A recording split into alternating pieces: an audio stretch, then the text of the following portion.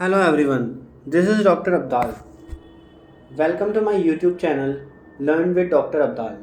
So previous lecture में हम ये क्वेश्चन पेपर डिस्कस कर रहे थे प्रीवियस ईयर का मैथ पजल्स एंड गेम्स का. This is from July August 2024 summer term examination and this is from Galgotias university.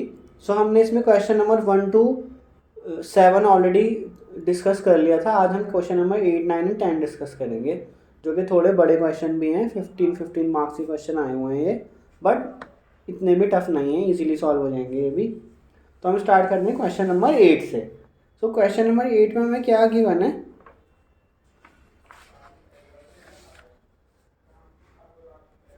So question number 8 में हमें गिवन है you are given a set of 27 ball bearings and a balance. One of the bearing is known to be heavier than others, which weigh the same. In how few balances can be, in how few balances can the heavy ball be determined? So इसमें ये है कि आप कम से कम कितने बार balance को use करोगे और उस फेक बेयरिंग को फाइंड आउट करोगे. ठीक है, बेयरिंग है हमारे पास 27 बेयरिंग है. तो 27 में से 26 का वेट जो है वो सेम है और एक 1 है उसका वो है वो थोड़ा हैवी है. ये दे रखा है हमें क्वेश्चन में हैवियर, है ना. One of the bearing is known to be heavier. अब हमें एक तराजू को यूज़ करना है. तराजू कौन सा टाइप का, जो हम पुराने ज़माने में यूज़ करते थे, इस टाइप का तराजू. ठीक है. सो इसमें क्या करेंगे, अब हम देखो सबसे पहले केस उठाते हैं हम 27 इन टोटल. तो 27 को 9 + 9 + 9 में ब्रेक कर लेते हैं. ठीक है. सो सबसे पहले हम क्या करेंगे, ये तराजू ले लेते हैं हम और इसमें हम 9 और 9 को एक साथ रख लेते हैं. तो 9 हमने इधर रख लिए, 9 हमने इधर रख लिए. अब या तो ये एक साइड हैवी आ जाएगी या दोनों साइड इक्वल आ जाएगी. तो इसमें दो केसेस बनेंगे.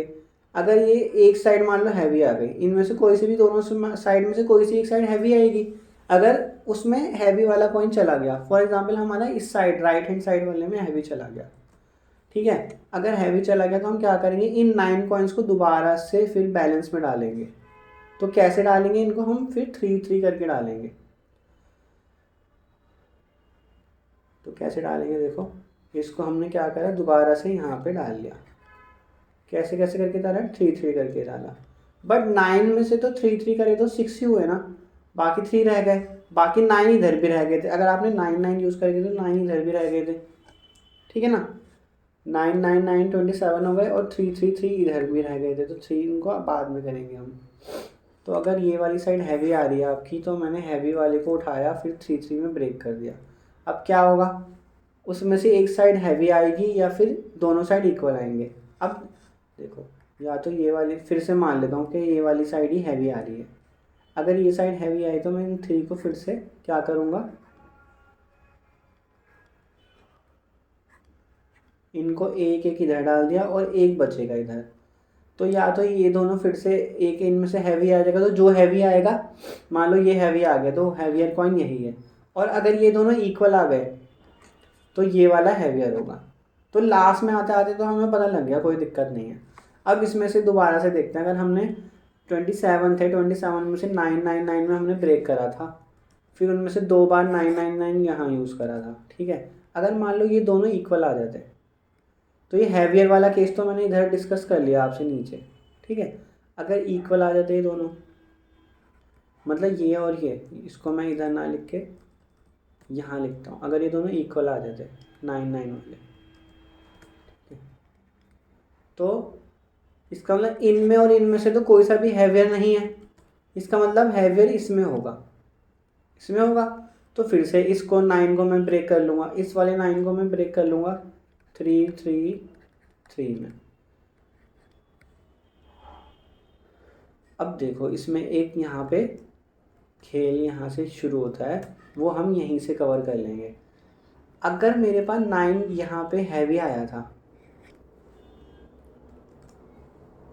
तो इसका मतलब फेक एक कॉइन इसमें है। इसी तरह एक केस इधर जा रहा है, उसमें एक फेक कॉइन है। मैंने सारे केस डिस्कस कर रहा हूँ इसमें, ठीक है ना, आप कंफ्यूज मत होना इसमें। अभी एक बार दोबारा देख लेंगे इसको। अगर इक्वल है तो हम इधर चले जा रहे हैं, ठीक है। अगर एक साइड हैवी है, ये वाली साइड हैवी है, तो हम नीचे की तरफ जा रहे हैं यहाँ पे, ठीक है। उसमें हमने क्या करा, फिर से 3 कॉइन उठा लिए, फिर हमने देखा हैवी है तो हम नीचे चले गए इधर, यहाँ पे नीचे की तरफ चले गए और हमने नीचे यहाँ सॉल्व कर लिया उसको, ठीक है। और अगर ये इक्वल है तो हम इधर आ जाएंगे 3 पे। इसका मतलब है ना तो इसमें फेक है ना इसमें फेक है। जो हैवी कॉइन, जो सॉरी कॉइन या बियरिंग जो भी है, जो हैवी बियरिंग है वो है। तो इसका मतलब हैवी बियरिंग इस 3 में है, ठीक है। तो हम इस 3 को क्या करेंगे, इस 3 को 1+1+1 में फिर से ब्रेक कर लेंगे। और 3 के लिए हमें कितने चॉइस लगेंगे, अगर हमारे पास 3 कॉइन्स हैं या 3 बियरिंग्स हैं, उनमें से एक हैवी है, तो मैं एक एक यहाँ डाल दूंगा और एक अलग से रखूँगा। अगर ये दोनों इन, या तो इनमें से एक हैवी आ जाएगा, अगर एक हैवी आ गया तो वही वाला होगा बियरिंग जो हैवी वेट का है। और अगर ये दोनों इक्वल आ गए तो इसका मतलब ये वाला हैवी होगा, ठीक है। तो दोनों केस बन रहे हैं यहाँ पे भी, तो मैंने इन दोनों केसेस को यहाँ पे भी डिस्कस कर लिया। तो इसमें मैक्सिमम कितना लगा, फर्स्ट एक बार तो आप यहाँ करोगे, दूसरी बार आप यहाँ करोगे और तीसरी बार आप यहाँ करोगे, तो मैक्सिमम 3 लग रहा है इसमें, ठीक है। अब देखो, अगर आपने एक बार यहाँ करा फिर यहाँ करके इक्वल आ गए, तो इक्वल करने के बाद आप इस साइड चलेगा, इस डायरेक्शन में। तो इस डायरेक्शन में कितना लगा, एक ही तो लगा। तो इसमें कितने लगे आपके, टोटल 3 चांस लगे। अगर आपका इक्वल यहीं पे आ जाता तो एक बार तो आपने यूज़ कर लिया था, और इक्वल करने के बाद आप 3 पे आ जाते। तो 3 में आप क्या करते, तो आप फिर से उनको वेट कर लेते हैं यहाँ पे। जबकि 3 में हमें पता है, यहाँ पे हमने 3 का ऑलरेडी केस कवर कर लिया, उसमें 9 वाला केस है ये। 9 को हमने 3 में ब्रेक कर लिया। तो इसमें हमने क्या करा, इसमें से 3 इधर डाल दिया, ठीक है।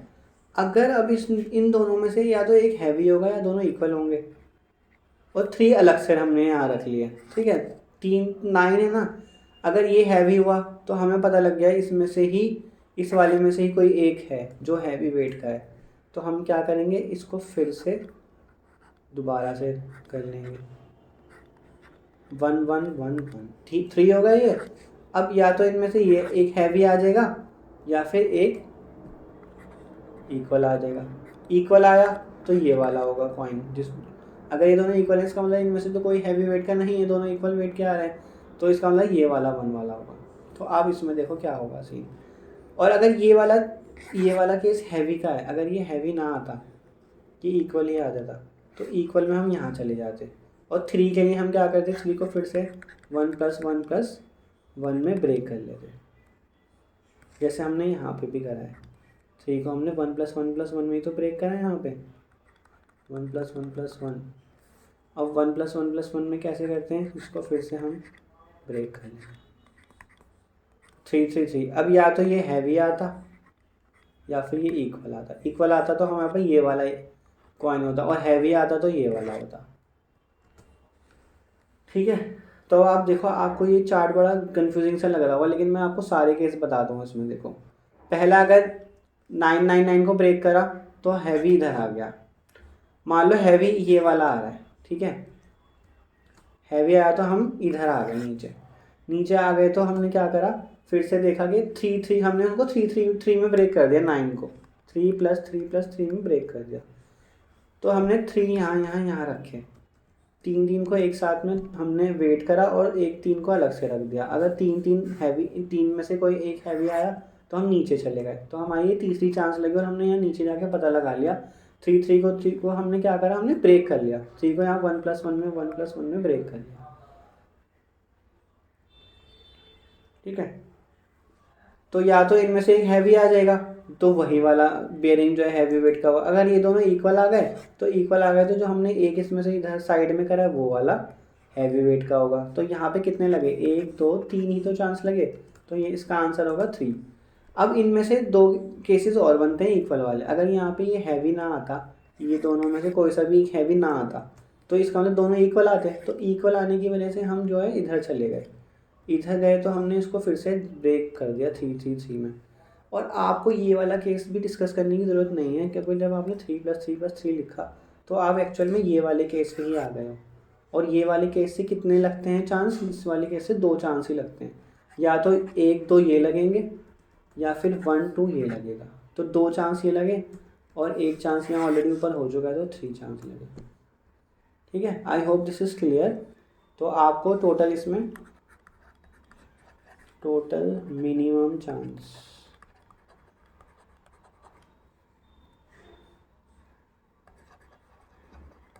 Equal to 3। ठीक है, 27 को हमने क्या करा, 9 + 9 + 9। अब 9 को करने के लिए कितने चांस लगते हैं, 9 को करने के लिए तो 1 चांस तो यहीं हो गया आपका, 1 चांस आपका यहाँ हो गया। ठीक है, फिर 9 में इन 9 को एक 9 को सॉल्व करने के लिए कितने चांस लगेंगे, मतलब ये ऐसे करो आप, हमने 9 में ब्रेक करा तो आपने इनमें से कोई से 2 उठा लिए, मतलब 9 बेयरिंग्स यहाँ पे, 9 बेयरिंग्स यहाँ पे, 9 बेयरिंग्स यहाँ पर हैं, तो आपने इनमें से कोई से 2 बेयरिंग, 2 ग्रुप ऑफ बेयरिंग्स उठा लिए यहाँ पे। ठीक है, तो आपने 9 को एक साथ से करा, यहाँ पे हमने फर्स्ट टाइम उनको साथ में तोला 9 को। ठीक है, फर्स्ट चांस यहाँ लग गया। उसके बाद क्या होगा, उसमें से एक हैवी आ जाएगा, तो वो उसमें भी तो 9 ही होंगे ना टोटल। अगर मान लो उसमें से भी एक हैवी आया तो उसमें 9 होंगे, तो हम उन 9 को फिर से ब्रेक कर लेंगे, 3+3+3। ठीक है, अब नेक्स्ट में क्या करेंगे हम,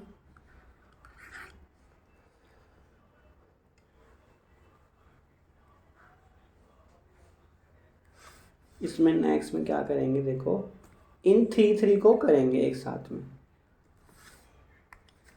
3 को एक साथ में फिर से वेट करेंगे। ठीक है, तो यहाँ पे ये आपका दूसरा चांस यहाँ लगेगा। पहला चांस हमने 9 को एक साथ करा, फिर दूसरा चांस हमने 3 को एक साथ करा, और फिर तीसरे चांस में क्या करेंगे, तीसरे चांस में हम क्या करेंगे, जो सा भी हैवी आएगा 3 में से, उस 3 को हम ब्रेक कर लेंगे फिर से, 1 + 1 + 1। तो फिर हम 1 को साथ में रख के तोलेंगे, वेट करेंगे, तो वहाँ से हमें पता लगा। तो हम वर्स्ट केस लेके चल रहे हैं। वर्स्ट केस क्या है कि पहले आपने 9 को देखा, उसमें देखा कि हैवियर कौन आ रहा है, मान लो हैवियर ये आया, तो फिर हैवियर को ब्रेक करा 3 में। फिर मान लो उसमें से हैवियर कोई सा, हमने उसमें से 2 कोई से करे और 2 में से कोई सा एक हैवियर आ गया, क्योंकि हमने 3 में जैसे यहाँ 9 में ब्रेक करा था, तो 9 में से ब्रेक करने का हमने कोई से भी 2 उठा लिए। ठीक है ना, फिर 3 में ब्रेक करा तो कोई से भी 3 उठा लिए,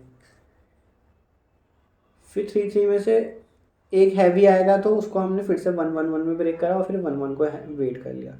अब इसमें एक केस रह गया, जब हमने 9 एक साथ रख लिए थे तो आपको एक 9, मान लो ये दोनों इक्वल आ जाते, तो इक्वल आने के बाद आपको एक 9 को फिर से दोबारा से करना पड़ता, और एक 9 को करने के लिए हमारे पास कितने लगते हैं, एक चांस ये लगता है, एक चांस ये, तो 9 को करने के लिए हमारे कितने चांस लगते हैं, 2 चांस। तो बस यहाँ से भी आपके टोटल कितने आते हैं, 27। तो उसको आपको ऐसे थोड़ा सा बना के बताना पड़ेगा, या अपनी लैंग्वेज में आप लिख सकते हो, आपको वर्स्ट केस सोच के चलना है। ठीक है, तो इस क्वेश्चन का आंसर 27 हो गया। In how few balances can the heavy ball be determined, तो हमारा फ्यू बैलेंसेस कितने हैं, 27। फिर नेक्स्ट है use the Chinese remainder theorem to find an X such that x congruent to 2 modulo 5, x congruent to 3 modulo 7 and x congruent to 10 modulo 11। ठीक है, तो इस क्वेश्चन को करते हैं, ये क्वेश्चन नंबर 9 है ये। तो हमें इसमें x फाइंड करना है जो इन तीनों इक्वेशंस को सेटिस्फाई करेगा।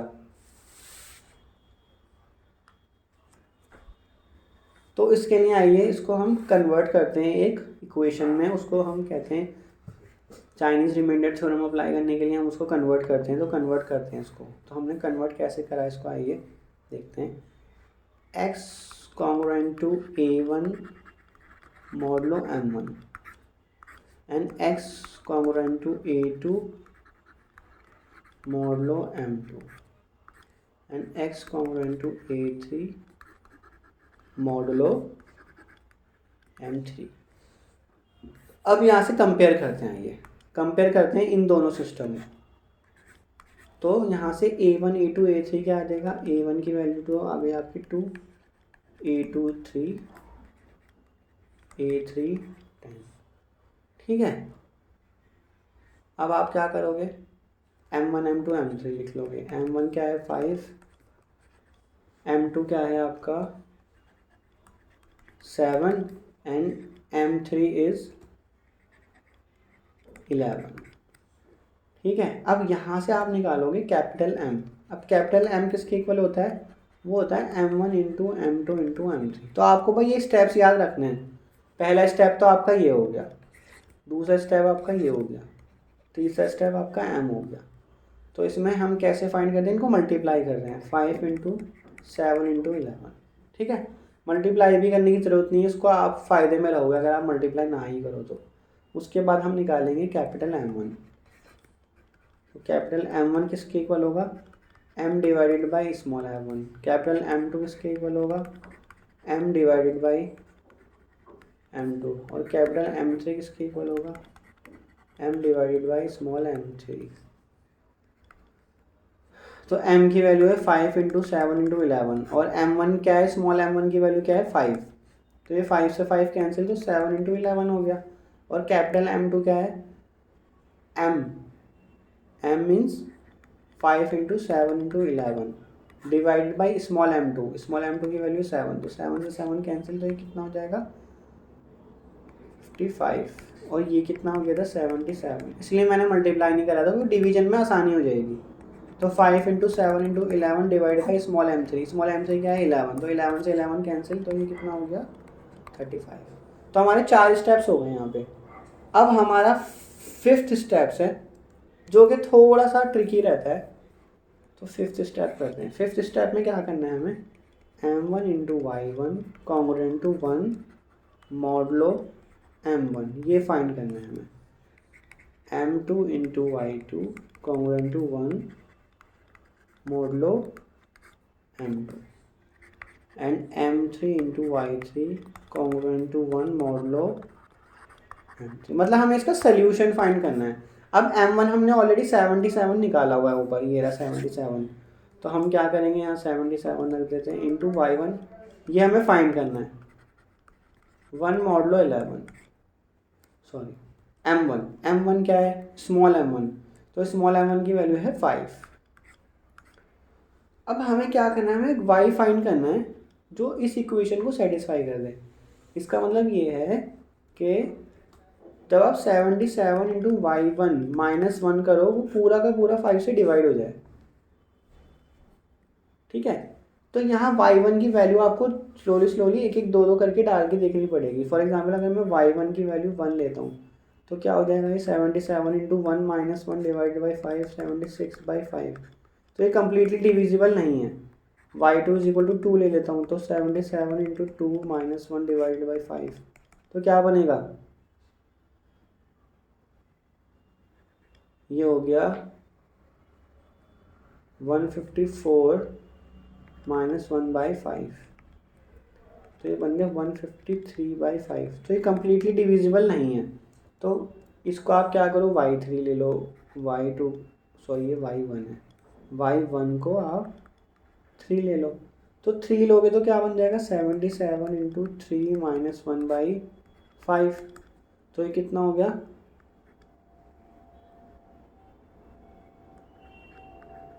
231। देखो इसको क्या बनता है, ये 231 माइनस 1/5, तो ये बन गया 230/5, जो कि पूरा डिविजिबल हो जाएगा। डिविजिबल हो जाएगा ना, क्योंकि आखिरी में 0 आ रहा है इसमें। तो ये क्या हो जाएगा, डिवाइड होके 46। तो ये मतलब पूरा डिवाइड हो रहा है। तो Y1 की वैल्यू हमें मिल गई, तो Y1 इज इक्वल टू 3 आ रहा है। मतलब आपको एक एक वैल्यू डाल के देखनी पड़ेगी इसमें। तो कैलकुलेटर अलाउ होता है, कैलकुलेटर आप यूज़ कर सकते हो एग्जाम में। आई थिंक तो आप वहाँ पे इसको सॉल्व करके देख सकते हो।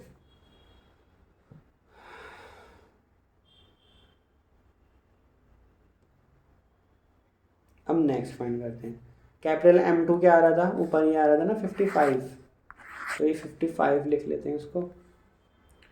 55 into Y2 minus 1 divisible by, अच्छा पहले पूरा ही लिख लेते हैं इसको, Y2 इंटू 1 मॉडुलो M2। तो M2 स्मॉल M2 क्या आ रहा था, स्मॉल M2 था 7। इसका मतलब क्या हुआ कि 55 Y2 minus 1 is completely divisible by 7। तो हमें Y2 की वैल्यू फाइंड करनी है। तो आप इसमें फाइंड करके देखना, Y1 की वैल्यू 1 रखना, सॉरी Y1 नहीं नॉट Y2, तो Y2 की वैल्यू 1 रखना, Y2 की वैल्यू 2 रखना। इस तरह से आप करके देखना। फॉर एग्जाम्पल मैं 1 रख के देखता हूँ, तो 1 से मल्टीप्लाई करेंगे तो 1 ही रहेगा, डिवाइड बाई 7, तो 54/7, तो ये डिविजिबल नहीं है। Y2 की वैल्यू 2 रख लो, 55 इंटू 2 माइनस 1 डिवाइड बाई 7, तो क्या आ जाएगा, -1/7, तो आ गया 109/7। तो ये कम्प्लीटली डिविजिबल नहीं होगा। तो आप Y2 की वैल्यू 6 रखोगे तो ये सेटिस्फाई कर जाएगा। तो Y2 की वैल्यू 6 रखूँगा तो 55 इंटू 6 माइनस 1 डिवाइड बाई 7, तो क्या बन जाएगा 330 माइनस 1 डिवाइड बाई 7, तो कितना हो गया 329/7, तो कितना हो गया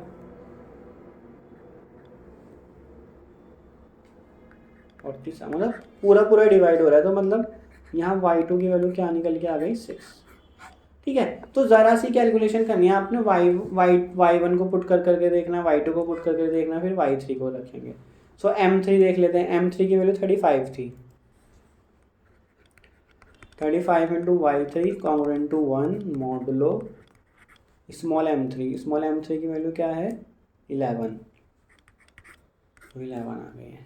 तो अब क्या करेंगे यहाँ पे, मतलब इसका मतलब है कि 35 into Y3 minus 1 is completely divisible by 11।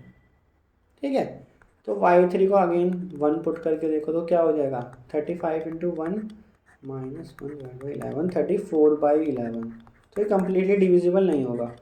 फिर Y3 को 2 पुट करके देखो तो 35 इंटू 2 माइनस 1/11, तो मतलब 70 माइनस 1/11 मतलब 69/11, तो ये कम्प्लीटली डिविजिबल नहीं होगा। तो इस तरह वैल्यू पुट करके देखना, तो आपको लास्ट में वैल्यू मिलेगी ये 6, अगेन 6, तो 35 इंटू 6 माइनस 1/11, तो ये क्या बन जाएगा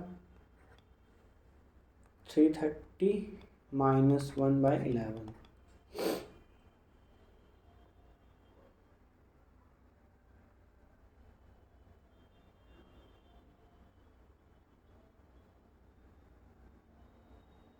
ये 330 नहीं बनेगा, सॉरी, ये बनेगा आपका 0 210 माइनस 1/11, तो ये हो गया 209/11। तो डिवाइड करो 11 से, तो 1 टाइम जाएगा, 9 बचेगा, तो 9 टाइम जाएगा, तो ये पूरा डिवाइड हो रहा है। इसका मतलब आपकी Y3 की वैल्यू भी निकल के आ गई, वो आ गई आपकी 6। ठीक है, अब आपके पास सारी वैल्यूज आ चुकी हैं। अब इसमें जो मेन आपका बनेगा ना आंसर, उसमें इन सबको मल्टीप्लाई ही करना होता है जो आपकी ये वैल्यूज निकल के आई हैं। सो अब जो आपका फाइनल x फाइंड करना है वो किसके इक्वल होगा, x will be equal to summation I is equal to 1 to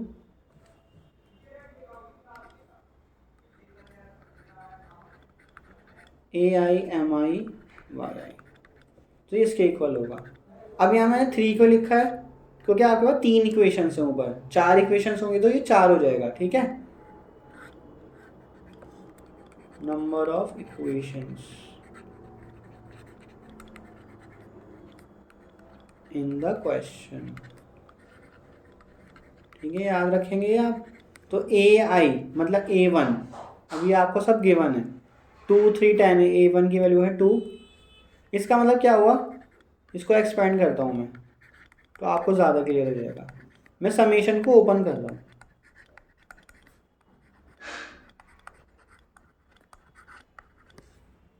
तो A1 की वैल्यू क्या है 2 इंटू M1 की वैल्यू क्या है यहाँ 77, और Y1 क्या आपने निकाला है 3।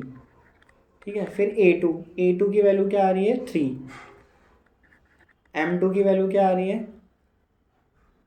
55, और Y2 की वैल्यू क्या आ रही है, Y2 हमने यहाँ निकाला है ना नीचे, अभी Y2 आ रहा था आपका 6। फिर A3 ऊपर क्वेश्चन में 10 इंटू M3 इज 35, और Y3 हमने क्या निकाला है 6। तो बस इनको आप मल्टीप्लाई कर लीजिए और कितना बनेगा ये देख लीजिए। तो ये मल्टीप्लाई होके क्या बनेगा 2 इंटू 77 इंटू 3, तो ये हो गया 462, एंड देन 3 इंटू 55 इंटू 6, तो हो गया 990, एंड देन 35 इंटू 6 इंटू 10, तो ये हो गया 2100। सो इसमें इसका अगर हम सम करते हैं तो ये आएगा आपका 3552। तो ये आपका क्या आ गया x। तो इस यही हमें x फाइंड करना था। अगर इस x को 3552 को आप यहाँ रखोगे ना, x को 3552 एंड 3552, तो ये सारी इक्वेशन सेटिस्फाई करेंगी। सेटिस्फाई करने का मतलब है कि 3552 minus 2 will be completely divisible by 5, 3552 minus 3 completely divisible by 7, and 3552 minus 10 is completely divisible by 11। तो आप डिवाइड करके देखना और कमेंट सेक्शन में आंसर बताना कि ये क्या आ रहा है completely divisible okay. Next question है कि find out the number of triangles in the given figure. तो हमारे पास एक फिगर है, उसमें हमने नंबर ऑफ ट्राइंगल्स फाइंड करने हैं। तो आइए फाइंड करते हैं। तो इसके लिए हम या तो फिगर में इस तरह से करके कर सकते हैं। तो इसमें क्या हुआ है देखो, तो स्मॉलर ट्राइंगल से हमने उनको नंबरिंग कर दिया। तो स्मॉलर ट्राइंगल कितने हो गए, टोटल 16 है ये। तो 16 आ गया आंसर यहाँ पे आपका। फिर उसके बाद जो आप में छोटे से बड़े वाले ट्राइंगल हैं, ठीक है, बड़े वाले ट्राइंगल हैं ये कैसे हैं देखो, ADF। तो ADF, ठीक है, मतलब जो 2 साइज के हैं जिसमें 1 और 2, ये दो आपकी यूज़ हो रही हैं इस तरह से, ठीक है। अब नेक्स्ट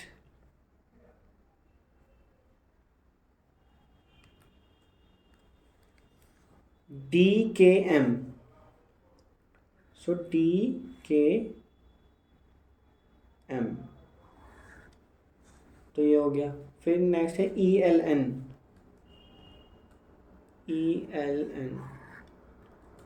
फिर FMO। तो इस तरह आप सारे बना के देख सकते हो। CHJ, तो CHJ, तो आप देखो मैंने सिर्फ दो वाले ही लिए हैं इसमें, जिसमें दो लाइंस, यहाँ पे 2 लाइंस के इक्वल हो रहा है वो, जिसकी एक साइड जो है 2 लाइन की इक्वल हो रही है। BGI, so BGI and DFM,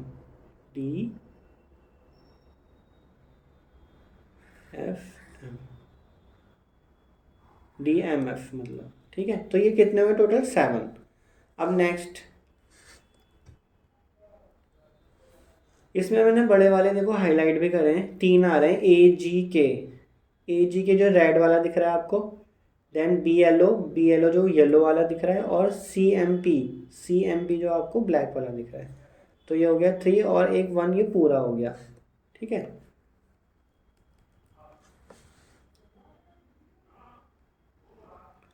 है ना ALM। तो टोटल हो गया आपके 17, 6 + 3 + 1 दैट इज़ 27। अब ये आप हो सकता है काउंटिंग इस तरह से करने में कुछ ट्रायंगल मिस कर दो, तो ये तो आप करके दिखाओगे, लेकिन आपको अगर क्रॉस चेक करना है कि आपने ये सही करा है कि नहीं करा, तो उसको आप फॉर्मूले से भी कर सकते हो। तो फॉर्मूले से कैसे करोगे, देखो इसमें आपने कुछ नहीं करना है। देखो इसमें आपने जस्ट फॉर्मूला अप्लाई करना है। फॉर्मूला क्या कहता है, number of triangles. So number of triangles equal to होंगे n into N plus two into 2n+1 divide by 8। तो यहाँ पे n की वैल्यू है 4। वो कैसे, तो आपने ये देखनी है साइड्स कितनी है, 1 2 3 4। तो ये 4 साइड्स हैं, ठीक है, ये आपकी 1 2 3 4। तो ये 4 आ गया, तो n की वैल्यू यहाँ 4 आ जाएगी। तो n की वैल्यू हो गई आपकी 4, तो आपने 4 पुट कर देना है। तो 4 into 4 + 2 into 2 into 4 + 1 divide by 8। ये क्या हो जाएगा, 4 इंटू 6 इंटू ये हो जाएगा 8 9 डिवाइड बाई 8। तो ये कितना हो गया, 2 3 27। तो आप क्या करो, पहले फॉर्मूला अप्लाई कर लो। फॉर्मूला अप्लाई करके आपको नंबर ऑफ ट्रायंगल्स पता लग गए कि नंबर ऑफ ट्रायंगल 27 है। उसके बाद आप जो है ना क्वेश्चन को इग्नोर नहीं कर सकते। क्वेश्चन में 15 मार्क्स का क्वेश्चन है। अगर आपने सिर्फ ये 3 लाइनों में क्वेश्चन सॉल्व हो गया, तो आपको नंबर ऑफ ट्रायंगल यहाँ पे काउंट करके इस तरह से दिखा देने हैं। इसमें आपने फिगर बनानी पड़ेगी छोटी सी एक। अगर आप तीन फिगर में, आपका 4 फिगर में काम हो जाएगा। आपका 15 मार्क्स का क्वेश्चन है, जो है आराम से आपका 15 मिनट्स में भी हो जाए तो बहुत सही है, आपके 15 मार्क्स में पक्के हो जाएंगे। सो आज हमारा ये क्वेश्चन पेपर कंप्लीट हो गया है। फिर हम नेक्स्ट वीडियो में मिलते हैं, फिर से कोई नया क्वेश्चन पेपर सॉल्व करेंगे उस वीडियो में। सो प्रैक्टिस करते रहिए, सीखते रहिए। और अगर आपको मेरी वीडियोस पसंद आ रही हैं तो मेरे चैनल को सब्सक्राइब ज़रूर करिए। उससे मुझे मोटिवेशन ज़रूर मिलता है कि मैं और भी वीडियोस और कंटेंट बनाता रहूँ आपके लिए। सो फिर मिलते हैं नेक्स्ट वीडियो में। Thank you so much.